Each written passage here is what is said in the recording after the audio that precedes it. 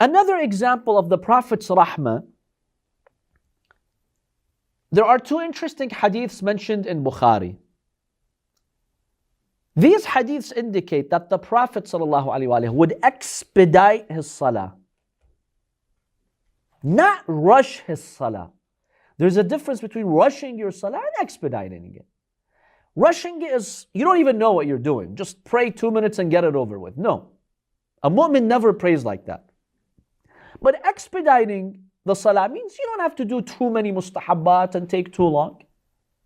Do all the obligations, concentrate well, but just do it a little bit quicker. The hadith states from Anas ibn Malik, this is mentioned in Bukhari, that the Prophet states in this hadith that sometimes I am praying and I'd like to prolong my prayer. You know, when you do ruku' and you say Subhana Rabbiyal A'la, Subhana Rabbiyal Azim wa bihamdih. You know it's mustahab to say that many times? 7 times, 9 times, 100 times, 500 times. It's mustahab. It's an act of ibadah. Prolong your salah. The Prophet says, I personally wish I could prolong my salah. فَأَسْمَعُ بُكَاءَ الصَّبِي. Then I hear a child crying. فَأَتَجَوَّزُ فِي صَلَاتِي. The Prophet says, so I expedite that my salah. Why? مِمَّا أَعْلَمُ مِنْ شِدَّةِ وَجْدِ أُمِّهِ مِنْ بُكَائِهِ. Because I know his mother right now in salah, she's being disturbed by her son crying or her daughter crying. Look at this scene. Can you imagine? Rasulullah praying jama'ah. He's saying, I hear a child crying and I know naturally his mother is going to be influenced by this crying. You know, your son is crying. You don't want your son to cry. The Prophet says, I pray faster out of mercy for the mother, so she can go to her child and keep him quiet. In another hadith,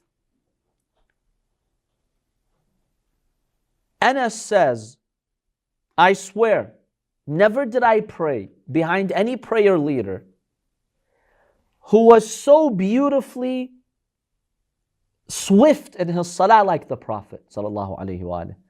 Because when he would realize that someone praying in jama'ah can't take a long salah, like a mother with children or somebody with a disability or someone who's old, he would quickly pray. And that shows you the Prophet, even though salah is so important, it's the pillar of faith, the Prophet didn't want to overburden anyone. Yeah, in my nawafil, in my own personal time, I can pray a 1 hour long prayer. But I'm not going to put the musallin behind me in a lot of burden and pain. So instead of a 5-minute prayer, I'll make it 50 minutes. I'm not going to do that. This is from the akhlaq of Rasulullah sallallahu alayhi wa alayhi. So the Prophet really cared. My dear brothers and sisters, you have to understand this is Arabia. A child crying and his mother is concerned about him meant nothing to that society. Nothing. They couldn't care less about something like that. Wallah, a woman, she's distracted because her son is crying. They didn't care. That's not something the men of that society cared about. The Prophet expedites his salah for that. That's big. That's a big stance that the Prophet is sending. Now imagine if you disturb this mother, you abuse this mother. The Prophet is showing the men, the husbands, look, I expedited my salah, which is wajib, which is the pillar of my faith, just so I can give relief to this mother. Don't think about harassing this mother. Don't think of disrespecting this mother. Don't think of abusing this mother. Do you see the example the Prophet's leaving here? Like, feel ashamed if you're going to do more than that. I, Rasulullah, praying jama'ah, I pray quicker out of rahmah for her. And you go back into your house and you yell at her and you make her cry and you abuse her. This is the example of Rasulullah sallallahu alayhi wa sallam. Another beautiful example is when Muhammad, the son of Abu Bakr, was born. Muhammad's mother was Asma bint Umays. She was previously married to Ja'far al-Tayyar, the brother of Imam Ali and the cousin of the Prophet. Ja'far al-Tayyar became a shaheed at the battle of Mu'tah. Was one of the battles during the time of the Prophet. He was killed. He became a shaheed. So later, Asma remarried who? Abu Bakr. Abu Bakr married Asma. When he married her, they had a son by the name of Muhammad. Muhammad, the son of Abu Bakr, who later Imam Ali alayhi salam raised him and took him in his care. Al-Allam al-Majlisi in the book Bihar al-Anwar, he narrates this hadith. He states that the final Hajj, when the Prophet ﷺ was going to the final Hajj, he left Medina, he went to the Hajj. This is year 10 of the Hijrah. The Prophet ﷺ mobilized thousands, tens of thousands of Muslims to do the final Hajj with him. When the Prophet, on his way to the Hajj, when he reached the village of Dhul Hulayfa, which is one of the mawaqit, the miqats that a person puts the ihram from. It's called Dhul Hulayfa. When the Prophet reached Dhul Hulayfa, Asma gave birth. She was pregnant. She came to the Hajj, but she was pregnant. So where did she give birth? At the village of Dhul Hulayfa. Who did she give birth to? Her son Muhammad. You know what the Prophet did that night? He didn't continue traveling. Normally you get to Dhul Hulayfa, you put on the ihram for instance, and then you go towards Mecca.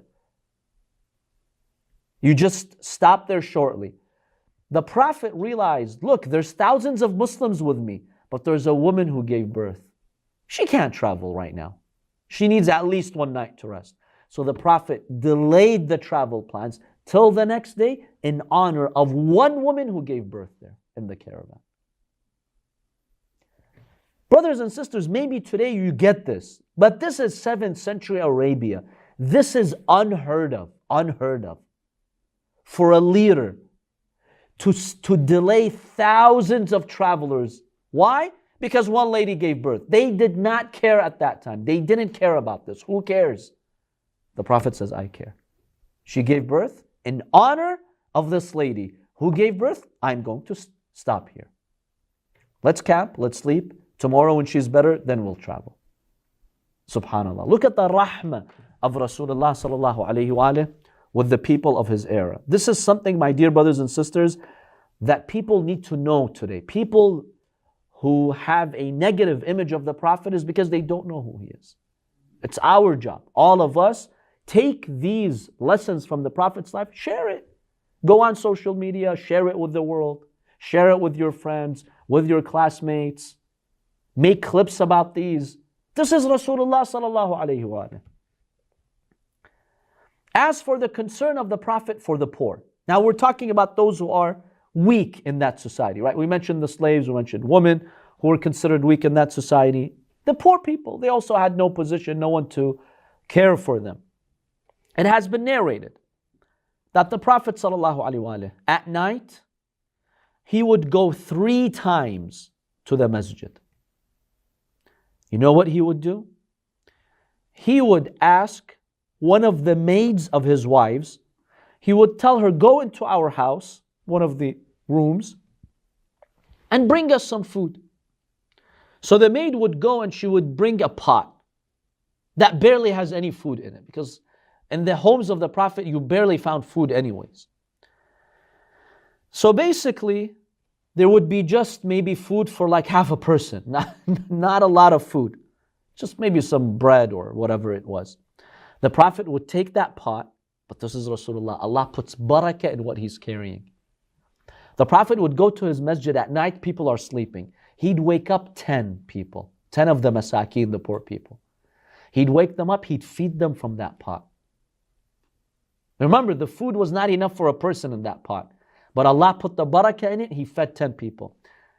So he told them, Kulu bismillah, say bismillah and eat.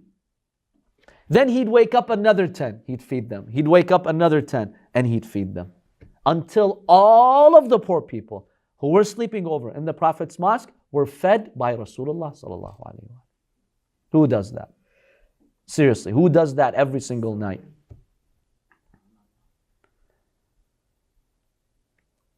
Now this other hadith is narrated by Abu Hurairah, the companion of the Prophet sallallahu alaihi wasallam.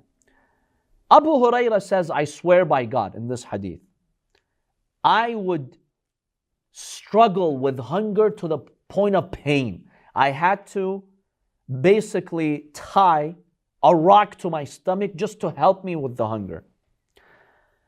He says, so one day Abu Bakr passed by.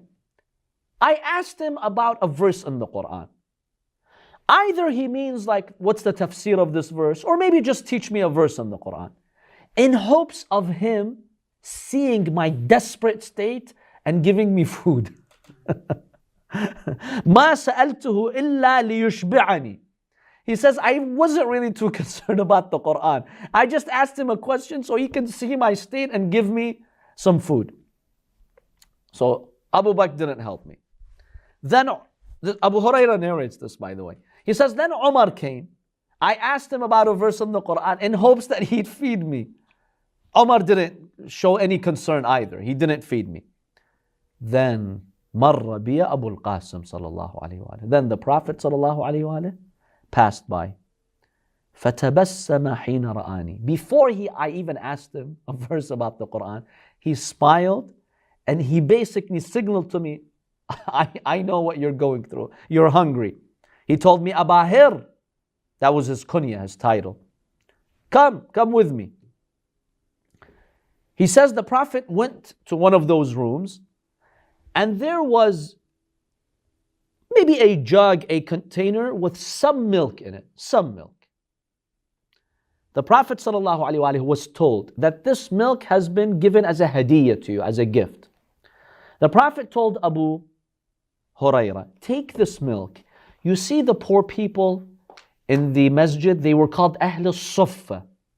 They were homeless people of the time. They had nowhere to go, no one to care for them, no food, nothing. They would be hungry, in a desperate state. The Prophet ﷺ told him, basically to summarize the hadith, according to Abu Hurairah, he told me, Ya Baqir, go to these poor people in my masjid and feed them from this milk. Abu Hurairah basically says, oh no, I'm the poor guy who is hungry here. I thought I could drink this little milk here and he's giving it to others.